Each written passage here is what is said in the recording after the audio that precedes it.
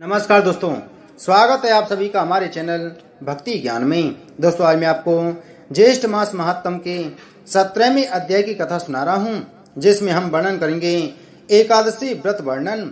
स्कंद जी कहने लगे कि हे ऋषियों, श्री व्यास जी राजा युधिष्ठिर से कहते हैं कि हे नृपश्रेष्ठ, ज्येष्ठ मास के शुक्ल पक्ष में एकादशी का व्रत होता है।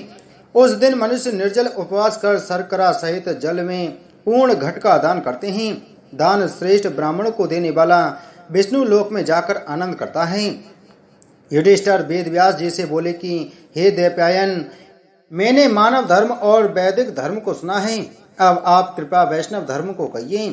व्यास जी कहने लगे कि हे राजन, आपने मानव धर्म और वैष्णव धर्म को सुना है, ये सब कलयुग में अशक्त शक्ति से असाध्य हैं, इसलिए सुख से करने योग्य थोड़ा खर्च अल्प कलेश महान फलदायक है तथा समस्त पुराणों का जो सारभूत है वह मैं तुमसे कहता हूँ। हे राजन, दोनों पक्ष की एकादशियों को भोजन नहीं करना चाहिए। जो प्राणी एकादशी को भोजन नहीं करता है वह नरक में नहीं जाता। व्यास जी के वचनों को सुनकर भीमसेन कांपकर तथा भयभीत होकर बोला कि हे पितामह, मैं असमर्थ हूँ, इस उपवास के विषय में मैं क्या करूँ? महाफलदायक एक ही व्रत मुझसे कहिए, सब एकादशियों का व्रत मैं नहीं कर सकता।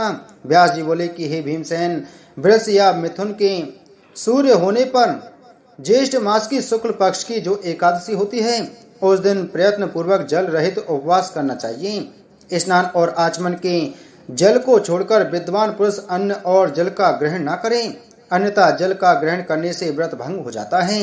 विद्वान सूर्योदय से सूर्योदय तक जल का त्याग करें तो बिना प्रयास के एकादशी के व्रत का श्रेष्ठ फल उसको मिलता है। फिर द्वादशी को प्रातःकाल स्नान करे और ब्राह्मण को विधि पूर्वक जल और स्वर्ण का दान देवें। इस प्रकार जितेंद्रिय कृत्य होकर ब्राह्मणों के साथ भोजन करें। इस प्रकार व्रत करने से जो पुण्य होता है उसे मुझे जनार्दन भगवान ने कहा है। ज्येष्ठ मास के शुक्ल पक्ष की एकादशी के दिन जल रहित निर्जल उपवास का जो फल होता है उसको हे भीमसेन तुम सुनो। समस्त दान देने से जो पुण्य, सब तीर्थों में स्नान करने से जो पुण्य, समस्त हवन आदि करने से जो फल होता है, वह पुण्य ज्येष्ठ शुक्ल एकादशी के दिन उपवास करने से ही हो जाता है। हे वृकोदर, एक वर्ष के अंदर शुक्ल तथा कृष्ण पक्षी जितनी एकादशियां होती हैं वे सब उपवास करने योग्य हैं, इसमें कोई संदेह नहीं है। वे सब एकादशी धन धान्य पुण्य पुत्र और आरोग्य को देने वाली हैं।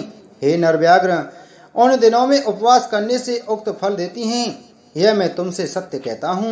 एकादशी के दिन उपवास व्रत करने से उस प्राणी के सामने यमराज के दूत नहीं आते हैं, जो कि बड़े भयानक विशालकाय कृष्ण वर्ण दंड पास से युक्त और अति क्रूर कहे जाते हैं। एकादशी का व्रत करने वाले जो वैष्णव हैं उनको अंत समय में बैकुंठ को ले जाने के लिए पीताम्बरी सौम्य स्वभाव चक्रधारी और मन के समान वेगशाली विष्णु दूत वहां आते हैं और उसको बैकुंठ में ले जाते हैं। इसलिए सब उपायों से एकादशी का जल रहित व्रत करने तथा जल और धन दान देने से प्राणी सब पापों से मुक्त हो जाता है। हे नृपश्रेष्ठ, ज्येष्ठ मास के शुक्ल पक्ष की एकादशी को निर्जल उपवास कर अन्न और शर्करा सहित जल पूर्ण घट का दान श्रेष्ठ ब्राह्मण को देकर प्राणी तीनों पापों से छूट जाता है और विष्णु लोक में जाकर विष्णु भगवान के समीप रहकर आनंद करता है।